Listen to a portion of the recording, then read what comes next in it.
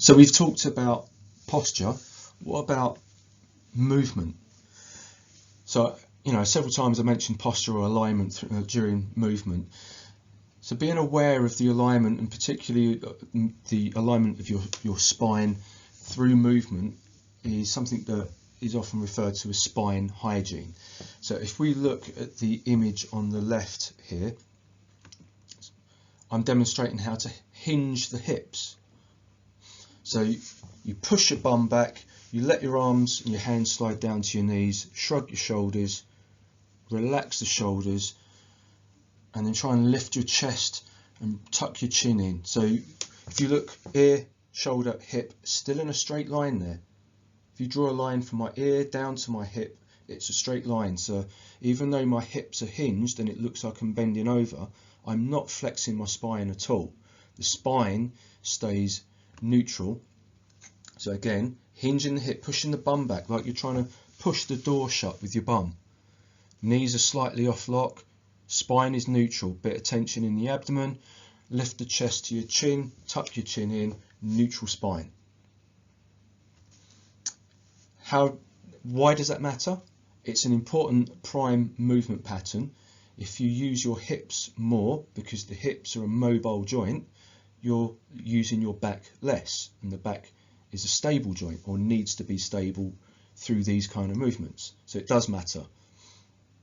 And an example of that would be sitting. So looking at the image on the right, so most people just go and just plonk themselves down into the chair and then, oh, me back as they get up. What you should be doing is hinging the hips and lowering yourself down. Plant your feet, distribute your weight evenly, and then push the floor away as you stand up.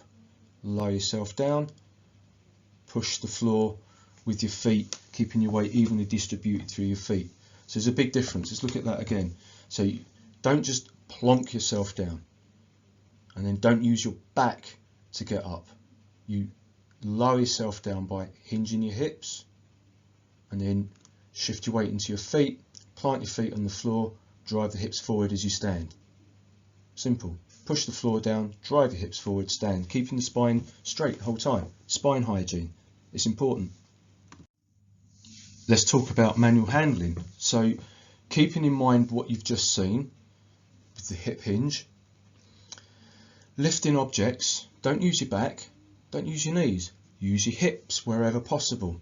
So learn to manual lift with your hips while maintaining a neutral spine, as I've just shown you. Never flex or round your spine, or flex and round it as little as you possibly can. When picking up things or setting them down, be mindful of good posture and alignment at all times. So what you want to do is, before you lift a heavy object, you brace your abs. So there's a little bit of tension in your tummy, in your midsection. You hinge your hips. So let me show you. Looking at the moving image here. So the weight is between my feet. It's not in front of me, it's directly beneath me. Hinge the hips, keep the back straight. Grab the weight, squeeze the armpits, push the floor away as you stand up, and then lower it straight back down.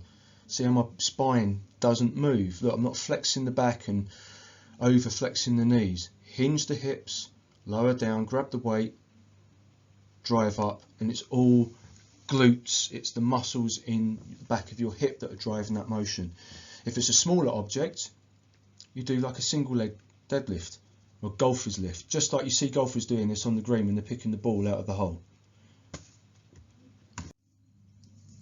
So I'm going to show you a few self-assessments that you can do. This is taken from Stu McGill's book Back Mechanic. It's called the chair assessment. So you just sit in a chair, sit upright, grab the seat of the chair, and then you pull the chair. It's almost like you're trying to pull the chair up or pull yourself down into the chair. So do it with a neutral spine. You should feel nothing other than maybe a very subtle sensation of compression. Then flex your spine, so tuck your chin in and look down, and then do the same. Just pull on the chair, pull yourself down into the seat of the chair. Do you feel pain anywhere? Is that uncomfortable? If you do feel pain, give it a number, a rating out of 10, and then you can do it by extending the back. So you lean over the back of the chair and look up to the ceiling, and then do the same again. And this is just a very simple way of assessing whether you have any intolerance to either flexion or extension. And these are a couple more assessments taken from a research paper by Kelly C et al. In 2013.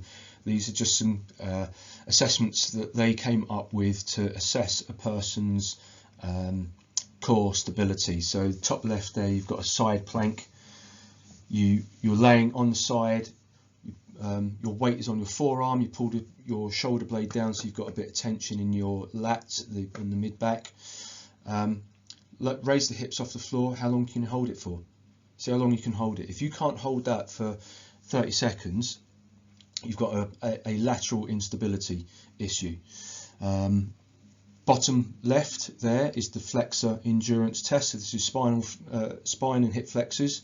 So the feet are anchored, knees are bent, and then you lean back, trying to maintain a neutral spine, and just hold that for as long as you can.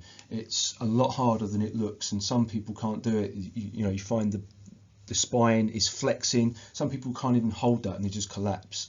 So if you've got a decent level of physical strength and core stability, you should be able to do all of these fairly easily. If you struggle with any of these and you can't do them for at least 30 seconds, then that gives you clues as to what areas of the body you need to strengthen. And top right there is a lumbar extension. So the guy's demonstrating it there over the end of a treatment table. There's equipment in the gym where you can do similar things, like a hyperextension or back raise machine. So the idea here is that you will hinge the hips so that you're looking down under the table, and then keeping the spine neutral, you raise yourself up to a neutral spine position and hold that for as long as you can. If there's any pain in the lower back, or if you struggle to maintain that position for 30 seconds, then again there's weakness in the spine extensors. I'm going to show you a couple of 3 really simple bodyweight assessments that you can do yourself. This is the glute bridge. So you start off, if you look at the bottom picture there, you start off on the floor, feet flat, drawn in towards your bum, knees bent. You want your feet about hip to shoulder width here. Spine is in a neutral position, a little bit of tension in the abdomen. Neck is neutral. So if you can't lay with your neck straight and your chin tucked in like that, you might need to put a little cushion or a rolled up towel under your head to get the neck into a neutral position. If you find yourself looking back or your chin is jutting up, it's probably because you've got some amount of hyperkyphosis going on, and you're struggling to maintain that neutral position. But that's what it should look like ideally. A nice neutral spine throughout, with the chin slightly tucked in like you're holding a tennis ball under your chin.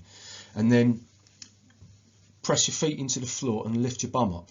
So you're using your glutes, your hip extensors, which are the muscles in your bum, to drive that motion. You may feel a stretch in your hip flexors at the front of your hips or in your thighs. You may feel your hamstrings at the back of your legs cramping up when you do this. If that's the case, then you know that you've obviously got some weakness in the glutes, some weakness and shortness in the hamstrings, and some tightness in the hip flexors. If you can get into that position without any problems whatsoever and without feeling any pain or compression in the lower back, that's a good sign. So then what you can do is lift one of your feet up and see if you can maintain a stable position without collapsing or without your hamstrings cramping. And if you collapse or you feel tightness, additional tightness or cramping in the hamstring of the supporting leg, again, that would show that the glutes are not necessarily firing or they're not very strong, and so you need to strengthen your glutes. So just informative for you. It's a way of kind of mindfully assessing your own body and where your weaknesses are. This one is the Superman or bird dog. So you start in a 4-point kneeling position. You extend one arm forward on one leg back. If you wobble all over the place, if you rotate, so in the picture here, my right leg is extended back. If the right hip rotates up towards the ceiling when you do this, you're not stable. If my left shoulder here drops to the floor, I'm not stable. If I can't get my hand level in front of me or my foot level behind me, or if you just can't sustain that position for more than a few seconds, then there's a lot going on in the transverse plane. So it's an anti-rotation exercise, so you're rotating and wobbling, you're not stable through that rotational plane. And then leg reaches, same position to start with as the bridge at the beginning. So you'd be laying on the floor with the feet flat and the knees bent, spine and neck in a neutral position. You brace your abs, bring your legs up one at a time into the tabletop position. Tabletop position is, if you look at my right leg there, where it's bent, but the shin is parallel to the floor. So if you've got both legs in that position, you should ideally be able to balance a tray of drinks on your shins without spilling a drop. That's why we call it tabletop position. That's a Pilates term. And then from there, you slowly extend one leg forward without losing tension or stability in the core and without your spine moving. You can see my left hand is under the small of my back. You should be able to get tips of your fingers under your spine. If your spine moves or lifts off your fingers when you're extending that leg because your pelvis is rocked forward, you're losing stability in the core. So again, that then indicates where your weaknesses are, and that's something for you to work on.